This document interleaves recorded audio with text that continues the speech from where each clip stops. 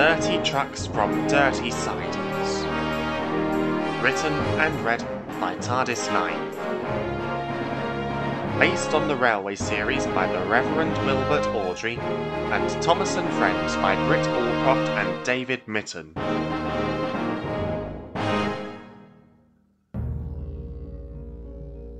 Just outside of Cabalnou, an oil refinery had just opened up. It wasn't particularly large, but it played a vital role in the running of the Fat Controller's railway.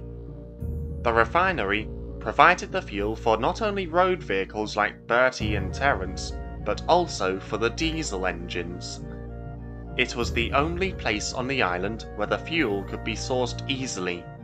However, it was far from somewhere any of the engines wanted to go. Rudeness, bad temper, and an obsession with money filled the air, and that was just the manager. The refinery gave off a foul smell that made the engines feel extremely queasy and unwell, and saw to it that they did not wait around for long. This was intensified by the fact that, by the time the engines left, they were covered in smoke from the oil fumes. The diesels especially despised it. Since they posed less of a risk, they were most commonly sent there to work. But worst of all were the oil tankers. They were old, rusty, and looked as though they could spring a leak and fall apart at any second. As if that wasn't enough, they were also badly behaved and never missed a chance to play a trick on an engine. This they did mostly by leaving their brakes on accidentally on purpose whenever an engine tried to take them out of their siding. Naturally, all the engines, including the diesels, stayed away from it whenever they could help it. Indeed, the Fat Controller had already tried several times to shut it down, worried about the damage the refinery and the oil wagons could do to the island, but the manager's influence over the Health and Safety Board was too great. All the engines felt sorry for the Fat Controller, and were reluctant to take up any jobs that were based at the refinery. James, in particular, was not shy in voicing his opinions about it. "Why do we have to put up with this stupid refinery?" he complained in the sheds one night. "Because, James, we don't have a choice," groaned Emma. She and Pip hated it every bit as much as James did, but was getting fed up of his relentless complaints. "You know the Fat Controller's been trying to close it down." "Well, why can't he?" James demanded. "Oh, you ken full well," Douglas groaned. "Yon manager's got them health and safety inspectors right in this pocket, paying them all that money." "Besides," said Bear, "that refinery is where I get my fuel from. For every building on this railway, there's at least one good reason for it to be here." "Really?" replied James.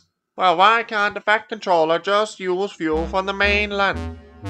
"Because, little James," Gordon sniffed importantly, "it is very expensive and inefficient to transport. Having a refinery on the island makes trains running more efficiently and gives us more work to do. You should know what that means, little James. Myself, I am a big, strong engine, never afraid to do any work given to him." "Then perhaps you won't mind taking a few goods trains for me while I take the express?" James smirked. Gordon spluttered indignantly. I don't know what you're on about, James. You're hardly one to talk about taking goods trains willingly." "Only because I don't want to ruin my splendid red paint," James sniffed. "Oh, really?" Pip said, arching one eyebrow. "What's that James once said?" asked Donald, a massive grin across his smokebox. Gordon looked at James, a keen look in his eyes. Then he imitated, "Dirty trucks from dirty sidings. Ugh!" Everyone except James burst out laughing. "And then," gasped Gordon, "he crashed into some tar wagons." "Well, at least I didn't fall into a ditch while trying to get out of pulling a goods train," James snapped. "Oh, be quiet, you," retorted Gordon. "You know full well that all you ever care about is keeping yourself clean. Stop complaining about work that makes you just a little bit dirty." Immediately, the sheds fell silent. The other engines still giggled, but James thought Gordon was now blushing a deep shade of red. In the darkness, however, Henry whispered to James. "Personally, I agree with you," he said. "That oil refinery has got to go," huffed James. "Indeed," said Henry. "All I get from it are nothing but bad smells and a mess of both myself and the countryside. That manager has no respect for anyone else but himself. He'll come to a sorry end with that attitude one day." The next morning, James was furious to discover he had been rostered to pick up a train of loaded oil tankers from Wellsworth after Boko had delivered them from Brendam Docks to the refinery. They were needed to fill a large order of petrol fuel for the bus companies. "Why me?" James cried. "Because," the shedmaster explained, "you're the only engine available for the job. All of our larger diesels are too busy, and Mavis and Denise are far too small to be able to take it themselves. Now do as you're told, please, or the Fat Controller will hear about it." Grumbling dreadfully, James shunted into a siding to pick up an empty truck. This was a safety precaution taken whenever one of the steam engines handled any dangerous goods, to avoid any sparks igniting them. As he did so, he heard Thomas passing by. He had heard about last night from Donald's that morning, and couldn't resist his chance. "Dirty trucks on dirty sidings, eh, James? Not such a really splendid engine now, are you?" He laughed rudely. James was cross. "Go and fall down a mine, why don't you?" he snapped. But Thomas, still chuckling, puffed off with Annie and Clarabel. James sighed. He hated being reminded of the time he had crashed into 2 tar wagons. He remembered how wet and sticky he had felt, and how long it took for the men to clean and mend him. Most of the other engines had not experienced anything like that themselves. They clearly did not understand the damage messes of any kind could do, he thought. If only there were a way to prove them wrong. When James arrived at Wellsworth, he found Boko struggling in with 25 rusted oil tankers. "Be careful, James," Boko warned. "These trucks kept holding me back. I have a nasty feeling they may only get worse." James looked at them. He hated trucks, it was indeed true, but he was all too aware of the dangerous goods they were carrying. "Don't worry, Boko, I will," he replied. Soon the tankers were left on a siding, and Boko left to fetch some trucks from Bill and Ben. James gently backed down onto the tankers. He would have bumped them, but from the way they looked, he knew it would be asking for trouble. "Oil tankers? Tar wagons? Why must these liquids make such a horrid mess on us engines?" he groaned. His driver looked grim. "I'm afraid it's pollution, James," he said. "Pollute what?" James asked. "Pollution," explained the fireman, "is when something is released that harms or even destroys the environment around it. That's why people are supposed to do things like put litter in bins and why oil and tar travel in tankers, to protect the environment around them." "Well, lucky we steam engines don't produce pollution," James retorted. His crew shifted uncomfortably. "Well, there's no easy way of saying this," his driver went on, "but I'm afraid you do. You burn coal, which is itself a fuel type. When you do, you release ash, carbon, and heavy metals into the air we breathe in. That can damage it, you know, and sadly, as a result, a lot of plants, trees, and animals can die, either because their homes are destroyed by people cutting down trees and digging up the land, or because they have been suffocated or covered by dangerous liquids, gases and materials. James was shocked. But, we don't mean to do that. Please, sir. Please, sir. Tell me we don't do that. The fireman smiled. Don't worry, James. The Fat Controller takes every opportunity he can get to see to it that every time you engines are overhauled, you are adjusted to burn less coal or fuel. And I hear he's also looking into the creation of 2 types of biofuel known as biomass and biocoal as a replacement for coal itself. Same goes for diesel fuel, though naturally a different type of biofuel, meaning an environmentally friendly fuel source, he went on. Now come on, we'd best get those tankers delivered. He went down to couple them up to the empty truck, but when he rejoined the driver on the footplate, his expression had changed. That dratted refinery, he complained. All of those wagons have weak couplings. Why can't they replace them? Too much money, so the manager always says, groaned the driver. I don't believe a word he says myself. You stay here and keep an eye on James. I'll go and tell the yardmaster. He returned shortly. Yardmaster says he will inform the Fat Controller, and a full inspection into all the oil refinery stock will be taken, he said. Fat lot of good that'll do, grumbled the fireman. I know, agreed James. Sorry, you two, but it was the best we could do, the driver added. Anyway, there's no other tankers available, so we'll have to take them as they are. Slowly but surely, James pulled them out of Wellsworth and along the main line.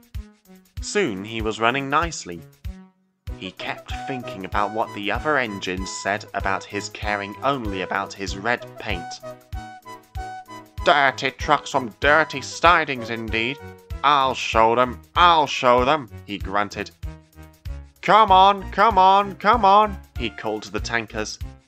We're coming along, we're coming along, they called back in a bored, grumpy voice. The train was running nicely. They were running at a good speed and the tankers seemed to be following quietly. That's good, that's good, that's good, puffed James. He smiled broadly. He felt that nothing could possibly go wrong on that trip. But James was heading for trouble. As they began to climb the hill, the tankers grew even more bored. They noticed their old, weak couplings. It's dull being stuck behind him, they giggled. They waited until they were at the top of the hill. Then it happened. 1, 2, 3, pull! They jerked at their coupling. With a loud snap, they pulled it in half. James and his crew heard it. They stopped immediately and looked back in horror to see the tankers all fully loaded with crude oil cascading down the hill, going faster and faster. With a cry of horror, James's driver released the brakes, set the reverser, and opened the regulator wide. James shot back as fast as he could, determined to catch up with the trucks. They were now out of sight, but he did not give in.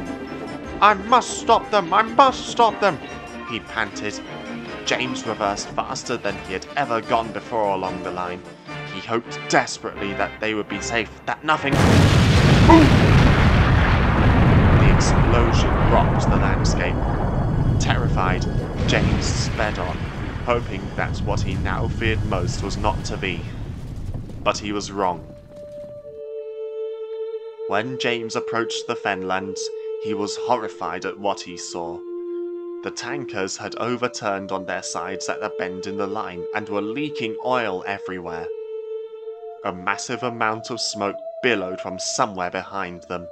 James knew it belonged to a fire. They had to get help immediately. As carefully as he could, he passed the trucks on the other line and hurried back to Wellsworth, where they telephoned for the breakdown train and the fire service. But James and his crew knew that the damage done was already far too severe for their tastes.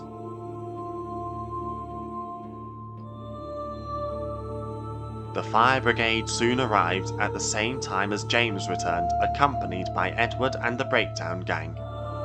Immediately, everyone set to work. The firemen tackled the blaze, while James and Edward salvaged what they could. The heat from the flames was such that it could be felt from miles away. Edward took the unhurt trucks away, while James stayed with the breakdown crane. When the flames were under control, he helped the workmen clear up the mess. But the damage done was unthinkable, and it took several days for the mess to be cleared up. But James never left the scene, unless he was taking away loaded trucks from the accident site to be emptied at the scrapyards. Every day, one of the other engines would deliver a team of environmental cleanup crews, some of them volunteers, to the Fenlands. The tankers were almost beyond repair, many of them having major ruptures to their hulls. Smoke and fumes filled the air and covered James in dirt and grime. But he never complained once, nor did he ask for a washdown. Not when he saw the animals who used it for their breeding grounds come back to find it in ruins, and especially not when he found the bodies of those animals who had died in the oil spill. James was heartbroken at this. Edward saw it. He knew that the look in James's eyes was one of guilt. It wasn't your fault, he comforted. The oil refinery's manager knew those tankers weren't fit for work, as did the Fat Controller. He'll see to it that the manager gets what he deserves. We all know you tried to stop them, James. James couldn't hold it in any longer and burst into tears. Edward, knowing full well how the other engines had treated him, puffed off to Knapford. He had a few things he wanted to say to all of them about dirty trucks from Dirty Sidings. The Fat Controller came to see James.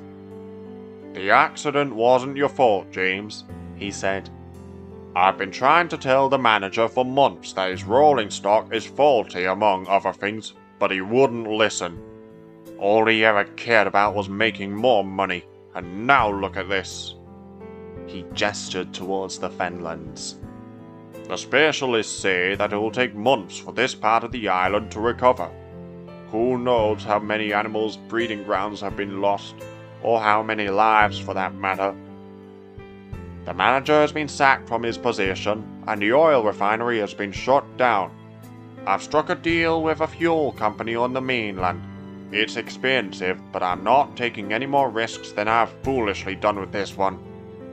All the same, I'd like to see how the owner thinks using money will help solve this problem," he finished bitterly. He turned to James. "But I felt you should know," he continued, a sympathetic smile on his face. "I'm very grateful for everything you did. Edward told me how you did your best to try and stop those tankers from running away, and you worked like a hero all through the cleanup operation. You are a really useful engine, James, and I'm very proud of you. As a reward, you shall be repainted at the works. You deserve it after all you did." "Thank you, sir," James replied, giving a tiny smile. The first for several days. As the Fat Controller had said, it was some months before the animals returned to the Fenlands. Cleanup crews spent their days trying to undo the damage that had been done. But the engines are now fully aware of the devastation pollution can cause. The debris James had to move and the bodies of the dead animals have reinforced this on their minds. The Fat Controller and many of the island's other companies are more careful too about the environmental measures they take to prevent any further disasters on this scale ever happening again. To this day, not one of them has invested in a new business partner or placed an order from another manufacturer without being certain they are not liable to cause another similar accident. Edward saw to it that the other engines left James in peace. They indeed remained respectfully silent, and willingly took over his jobs while he helped with the cleanup operation and while he was repainted. They don't tease him about his accident with the tar wagons now. In fact, they now fully understand the damage some messes can cause.